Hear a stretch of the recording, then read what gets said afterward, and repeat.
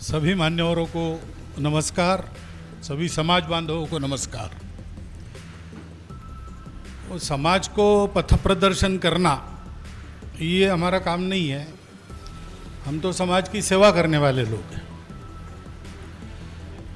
अपने समाज का ये भाग्य है, पूरे भारत में जितने लोग बसते उनके लिए पहले ही पथ प्रदर्शन हो चुका है। जीवन क्यों जीना और कैसे जीना, और ये भी बताया है कि ऊपर से दिखने वाला जो तरीका है वो समय के अनुसार बदलता है। तो सत्ययुग में प्रत्येक व्यक्ति अपनी जो तपश्चर्या करता था, साधना करता था, परिश्रम करता था, उसके अनुसार उसको फल मिलता था। फिर त्रेता युग में वो मंत्रों की शक्ति से काम लेता था। द्वापर युग में वो अस्त्र शक्ति से काम लेता था। और कलियुग में मिलजुल के रहना एक बड़ी शक्ति बनता है।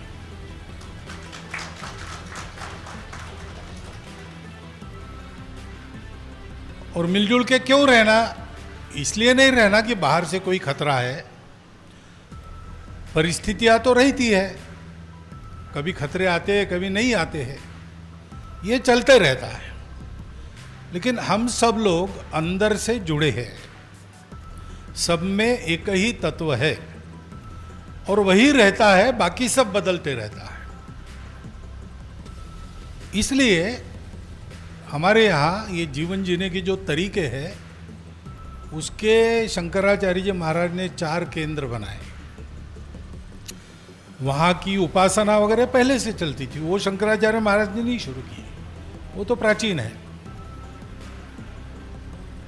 तो बद्री में ज्ञान मार्ग की उपासना होती है,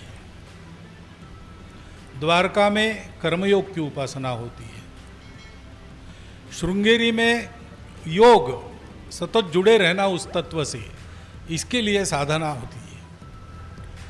और पुरी में जहाँ जगन्नाथ जी है वहाँ भक्ति की साधना होती है, क्योंकि कलयुग में भक्ति सर्वश्रेष्ठ है। और इसलिए ऐसा कहते हैं कि कलयुग में ईश्वर की शक्ति का जगन्नाथपुरी में निवास है। जगन्नाथपुरी के मंदिर में स्वयं जगन्नाथ निवास करते हैं, उनके कलयुग के लिए वो उनका मकान है, तो वहाँ वो स्वयं रहते हैं। और इसलिए वहाँ जो बताया है, एक अपना 4 धाम में एक धाम पुरी है। तो पुरी में शंकराचार्य जी महाराज का जो मठ है, गोवर्धन आमनाय कहते हैं, तो एक मठ को एक महावाक्य है। वहाँ के मठ को वाक्य दिया है प्रज्ञानम ब्रह्मम, यानी सोच समझ के रहो, जान कर रहो कि वो है। और ये हमारे भगवान ऐसे है कलियुग में, उनका जो दिव्य रूप, चमत्कृति वाला रूप, वो उन्होंने नहीं धारण किया, वो वहां पर एक सामान्य रूप लेके आए, अपने भाई और बहन के साथ आए। विराजते बलभद्र सुभद्रा, वहां रहते और सोते नहीं हैं, दुनिया के रक्षण की चिंता करते हुए जागते रहते, सामान्य रूप धारण करते और हमसे दूर नहीं रहते। हमको संकोच न हो इसलिए हमारे जैसे ही रहते हैं,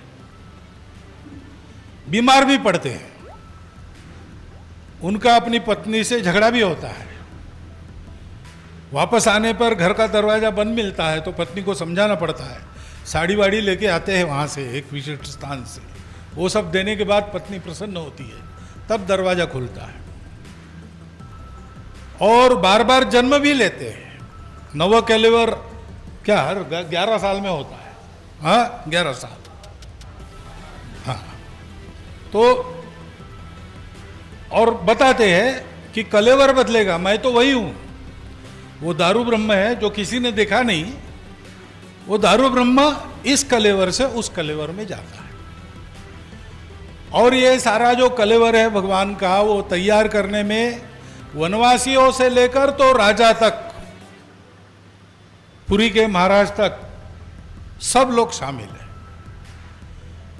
तो सर्व सामान्यों के लिए अत्यंत सुलभ होकर उनके सामने अपना उदाहरण रखते हैं कि जीवन में ये सब ताप सब चलते हैं, अच्छे दिन भी रहते हैं, झगड़े वगड़े भी होते हैं, सारा रहता है, लेकिन जानकर रहो कि एक सत्य है जो सबको चलाता है और उसमें से पार हो जाओ।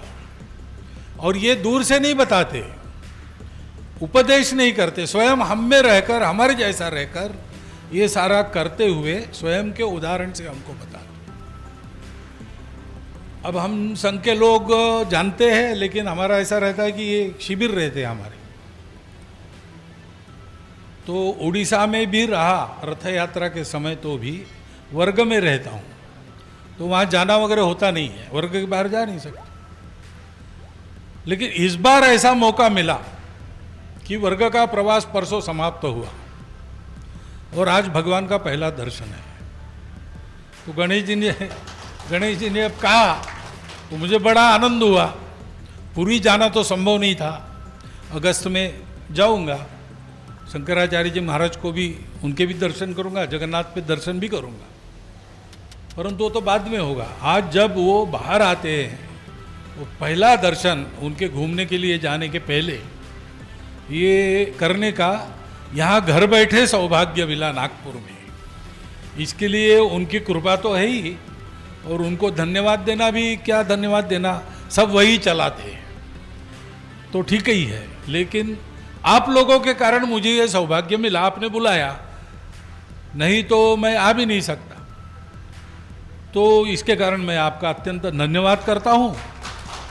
यहाँ आकर दर्शन हुआ, आरती हुई, प्रसाद का लाभ हुआ, और आपके द्वारा बड़ा आत्मीयतापूर्वक और संभावना हुई। इन सब के लिए आपका मैं धन्यवाद करता हूँ।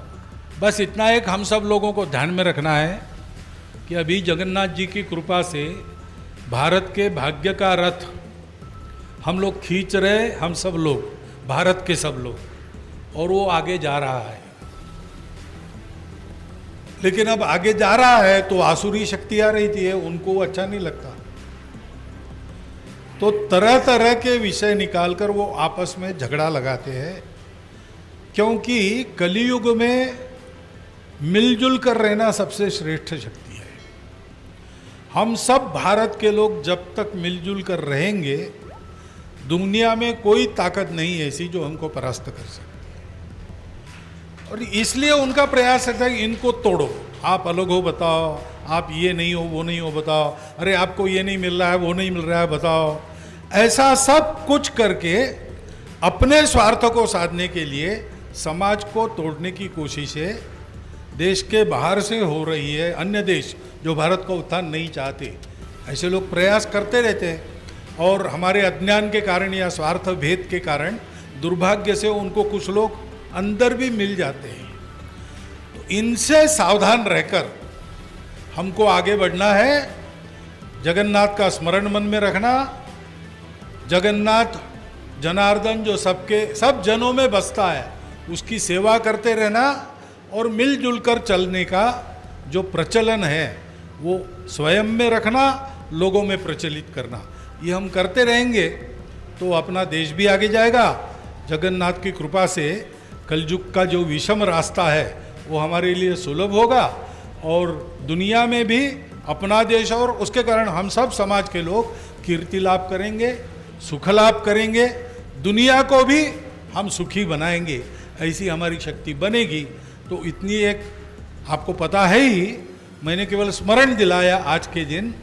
तो इतना एक आपको, क्योंकि आपने भाषण करने को कहा तो कुछ तो बोलना चाहिए, इसलिए बोला हूँ।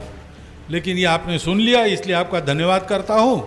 और श्रीमद् जगन्नाथ के चरणों में मेरा भक्तिभाव वंदन अर्पण करते हुए 4 शब्द मेरे समाप्त।